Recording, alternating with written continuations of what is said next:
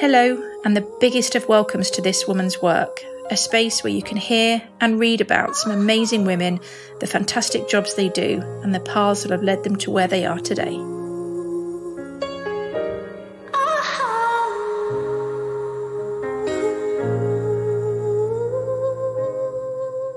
I think this job has done me so much good because I can be at home crying in the mirror because I look fat or whatever, crying in the mirror because I'm scared my parents are going to die, whatever I decide to traumatise myself about that day. Yeah. And I get to work, and because you have to fake it to make it, after an hour I feel all right because I think, whereas if I stayed at home all day, whereas if I'd stayed at home all day, I would have stayed in that pit of despair and got myself really worked up about whatever I chose to. Yeah. Whatever trauma came out that day, could be my cat dying, whatever I fancy, could be anything. Yeah. Whereas here, you just... And you're occupied doing something. Yeah. And is it every day? Yes. It's every day? Every day. Every single day. Some days are better than others. Like my wonderful sister-in-law, Christine, that's wife of brother who, intervention day. Yeah. She's a ball buster in the best possible way. Soft as grease, looks like an angel, nicest person in the world. If I didn't love her so much, I wouldn't like her. She's one of those people. I think, for God's sake. But anyway, she's just wonderful. And she was one of the only people that would call me out. Once I was over okay, there's something wrong here. It can be discussed. She'd ring me or WhatsApp me at night, and she'd say, on a scale of 1 to 10, quite frankly, how suicidal are you today? And I'd sit there and I'd think, oh. And I'd write back 7. And she'd say, are you planning on it? Or is it just a bit of wishful thinking? And I'd say, wishful, whatever I decide to come up with that day. And that's how she was with me. How are you today? And actually... So you knew you'd got someone that was going to ask you that way. And she'd ask me and she wouldn't care. Whereas my mum wouldn't dare say it because she'd say, don't upset her. Yeah. Don't upset her. But you know what? We need those people, don't you? Yeah. And actually that, aside from Granny passing away, was the only other thing that I've ever really, really, really remembered after all the stuff I've been told over the years that made me... So Max would have been, it's my nephew, he would have been, let's say 3 and Indy was 1. I really can't remember because it's all very blurred back then. Yeah. And these messages come in, how suicide, how are you feeling? And I think I wrote about 8, not a good day. I should write, how do you expect me to tell my baby Auntie Annie's dead? And I thought, oh, it's not nice, is it? No. And it was just the words, my babies. How do you expect me to tell my children that you're dead? And I thought, that's awful. Yeah. That is horrible. And how could I expect her to do that? Yeah. And it was like a smack around the face. And I've heard everything. You're going to die. Don't care. I've heard it all. But that, because those 2 children are I would, if they phone me now, they need a heart transplant, I would get a cuticle nipper and cut it out and lob it across that, So to hear that I could... Sorry, that was weird. That was a really strange... That was really... That's what I mean. Humour. Too much of it now. Humour. You like it? Yeah, because I would. But, I never heard that. And I thought, oh, that's horrible. So those are 2 things. However, I also know...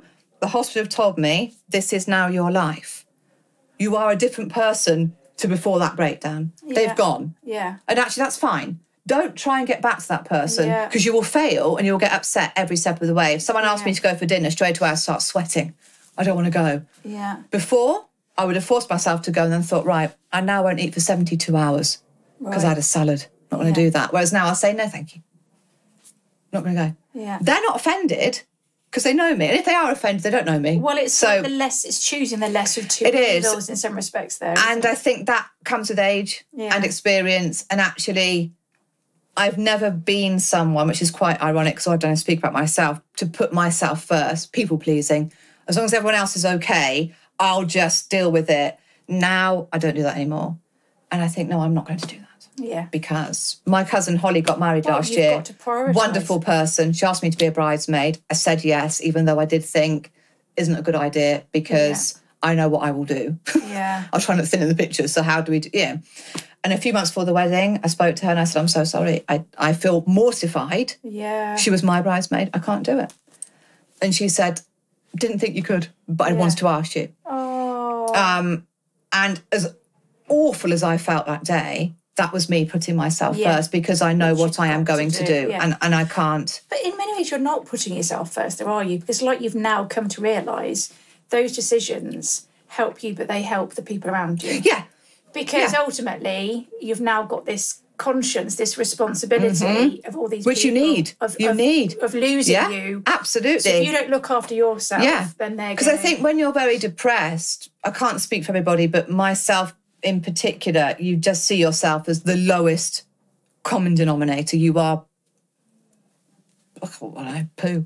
Yeah. A dollop of poo on the floor. So you wouldn't think anyone would miss you. No one would be upset, because all I am is a hindrance. I'm a... whatever you think about yourself. But actually, that's not true. That's the illness telling you that, because it wants to win. Yeah. And then when you see your family so upset, you think, oh, that's awful. Yeah. How could I? However, equally, I know this is me for life. I'm not going to sit here and say I won't do it again. I can't. You've just got to make smarter I can't say it, decisions. because this is my life. What I would say is I haven't got it in me to fight it again, in the nicest way, because your bones get older. Yeah. You can't keep messing around with these things. But also I'm a realist enough to say never, and don't beat yourself up if you do go a few steps back. I've done it a few times. Yeah. And all of a sudden I've gone really thin. Don't know why. It could be that I've been ill and I lose weight and I think, oh, hello, this is great. And then I'll start doing it again. But I crawl my way back up that mountain. I've never gone as bad back that way again. But you know that's going to be your... That's it. And I remember reading this thing that, if you're in hospital and there's a heart monitor, so it's boop, boop, boop, like this. Yeah. You have to have ups and downs to be alive. Of course.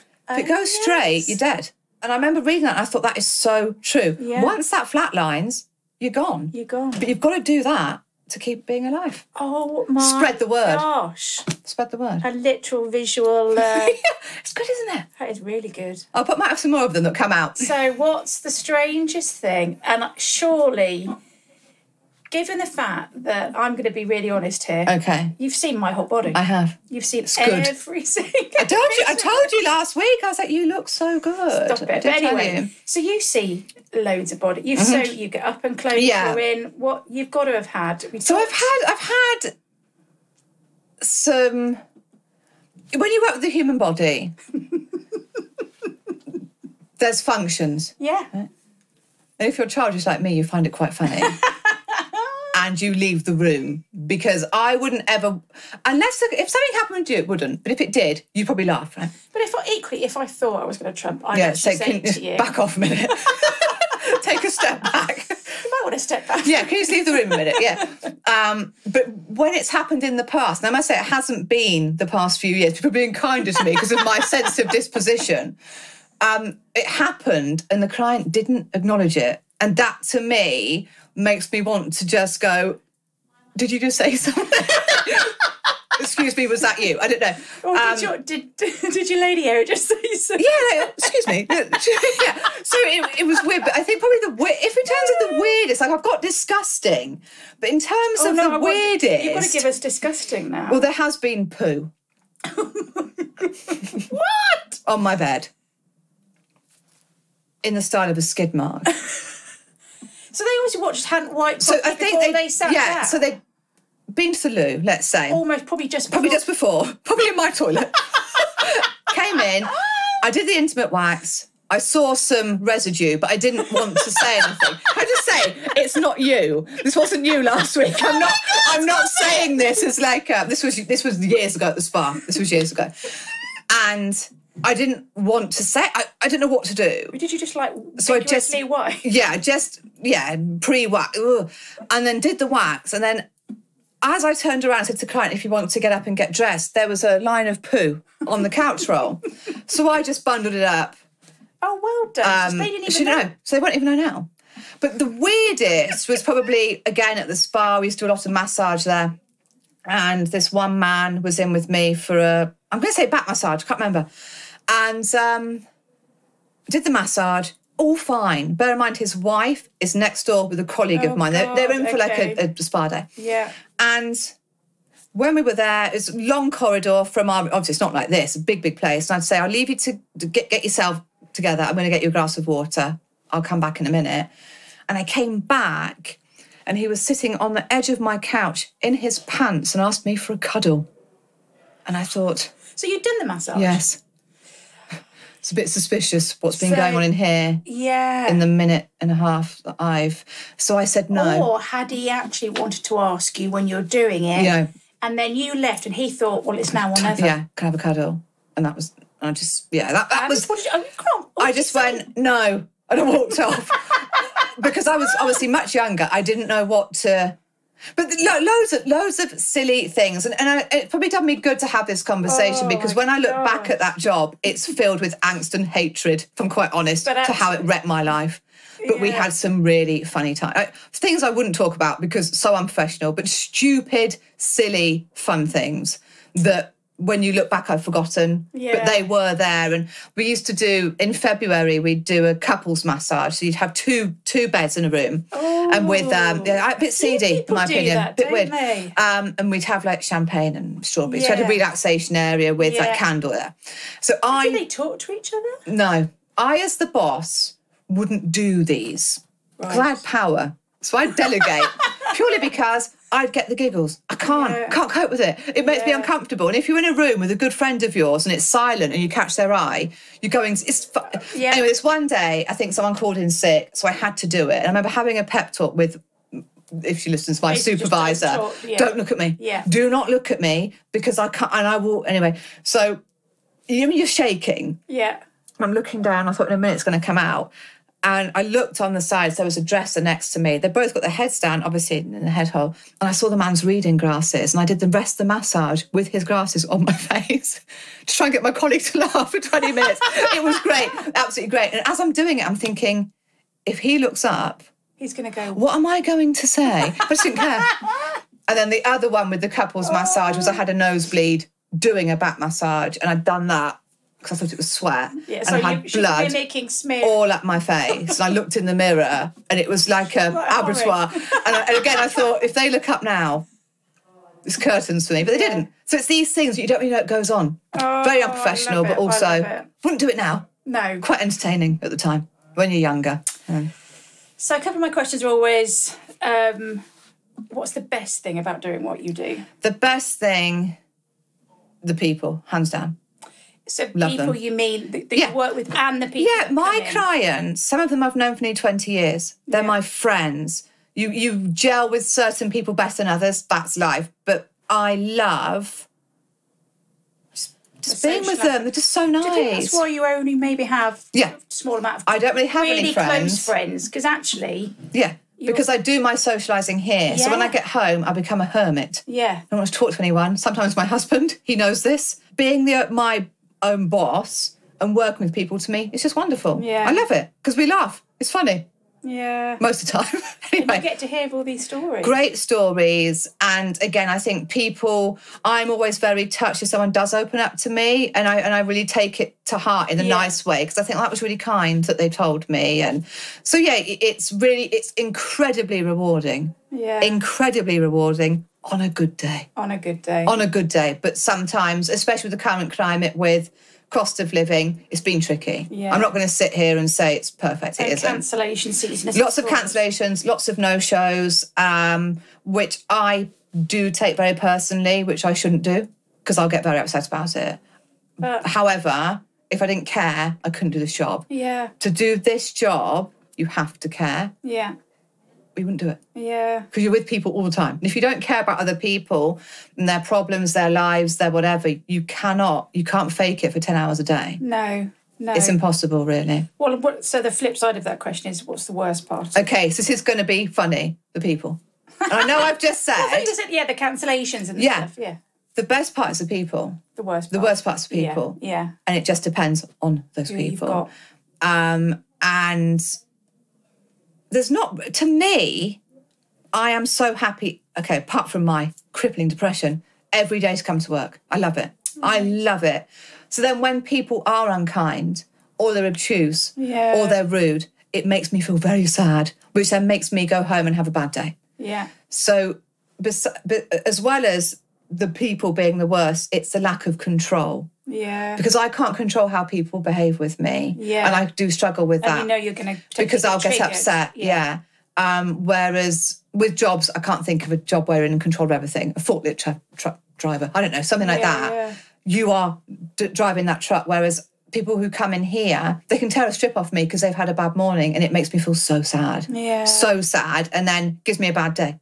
Yeah. I wish I could control that more. Yeah. But I can't. So you've just got to kind of deal with that and think, well, they're having a bad day, don't make it a bad day for me. It's just, I need to try and like shut that off a bit. But you think after nearly 22 years I'd have worked that one out, but I haven't. So whether or not I ever will, I don't know. Yeah. You're doing all right, though. Thank you. I think you're doing all right. I'm putting that mildly. Okay. What might be next for you in all of this? I really don't know. I do think about it frequently, not because I don't want to do this, but where could I grow? Because I kind of feel, God being willing, where I am, I can't. But also, if you're getting to a point, and I'm going to use this term probably very inappropriately, but a bit more stable. Yeah. Then it's you think, it'll what give can you I... that chance of, okay, well, now that I feel I'm a bit more, you know. I think, oddly, it would be to go away from this, but not give it up. So what I would like to do would be work in mental health. Help somebody. Yeah. Or... No, that would be it. That would be it, really. I'd love to be a mental health nurse. Equally, I know I'm not in a position to do that at all because I'm not well mentally. So you wouldn't be. There has to be. There's circumstances that you can't, and I'd be one of them. Right. But I'd love to maybe volunteer in a clinic for, I don't know, just to see how I could do it. Yeah, what would be great would be to do counselling 2 days a week and do this 3 days a week. So I'd never leave this because I love it, but I would love to do more of a passion, which oddly is that, which is weird, isn't it? Okay, and help people. And do you think how seriously are you considering that? I've really thought about it a lot. Like, honestly, you'd be amazing at it. Thank you. I have thought about it a lot. My father was taken very, very, very ill in March, and we're in the hospital. And they had these volunteers that, when you're in the depths of despair, we thought he had sepsis, and they came over with biscuits and a cup of tea, and they'd say, do you want me to sit with your dad so you can go and have a wee or make a phone call? And I said to my mum, amazing, at Peterborough Hospital. And I said to Mum, I want to do that. That's what I want to do. So something like that. Yeah. Just when, God being willing, you don't have to worry about money. I was going to say, so you take a day off. You've got to take unpaid time off to go and do that. So I would love, love, love to do that if the circumstances were correct. Yeah. That's what I'd love to do. Helping people, which is uber cheesy, but that's brilliant. That's where it is, Brilliant. My final two questions. Okay. Are always, what advice would you give your younger self? And this could be school, college, early... What advice? I would say...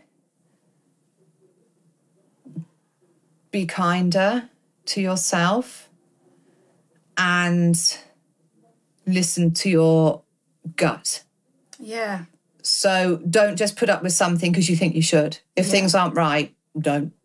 I wish I'd left a long time before I had. Yeah. Things like that. But be kinder and maybe try and see yourself through other people's eyes. Because that's hard as young. It is. You're so almost innately arrogant, aren't you, as a young person? And when another thing they asked me to do at the clinic, just to really quickly tell you, was I had to write about my best friend, who was my mum. So it's my mum and my best friend, my husband, all people in my life, my core people, and write these lovely things about them, and then write something about yourself. So I was like fat, ugly, stupid, whatever I could think to say about myself. Yeah. And the counsellor said to me, OK, now let's just swap that and put your mum's name above your name. And I said, absolutely not. I'd never be rude about someone I love. Well, why are you being rude about yourself then? You don't love yourself, do you? All right.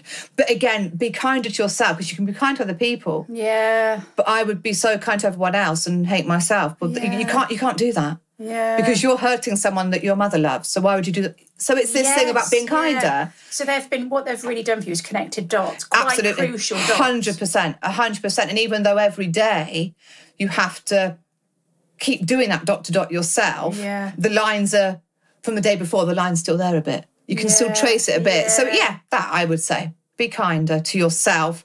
Treat you how you treat others. Yeah. Yeah. God. We'll go with that. Advice. And what about life advice to throw out into the world then? Life advice to throw out. And this could be based on the people you see. Yeah. And that you think. It would be my life advice, if I could say something to everyone at once, would be just be kinder. Yeah. And I think that is. Well, and again, think beyond yourself, surely. Because that's be more empathetic of people, be more understanding. Don't get me wrong, if I'm stuck in the car behind someone, they're going 20 miles an hour on speed limit, I get incredibly cross. So, I can also have moments, but in life, let's just be kinder to each other and stop being entitled and just be more understanding that not everyone's at the same pace. Yeah. Just be kind. Yeah. That's it. I'd like to say something more authentic, but I genuinely, I obviously didn't know your questions, just be kind. Be nicer to each other. Yeah. Because a bad mood snowballs. So if you go in somewhere, not that you've ever been in a bad mood here, but let's just say you did. And Challenge accepted, Annabelle. Bring it on 2 weeks. If you were then cross with me, I then go out there and I go to Tesco's and I go to Boots. I'm rude to those people. They then go, it's like a spider diagram, and it spreads. Yeah. Whereas actually, someone comes in here and they're kind, they bring me a coffee. Clients every now and again bring me bunches of flowers for no reason. I'm just like, pay it forward. That sort of thing. Yeah. Lovely thing to do. Yeah. So spread it like you would poo. But a nice poo. A nice poo, not a bad poo. Yeah. Not a skid mark on my bed. Enough of that. A nice poo. Thank you so much. You're so welcome.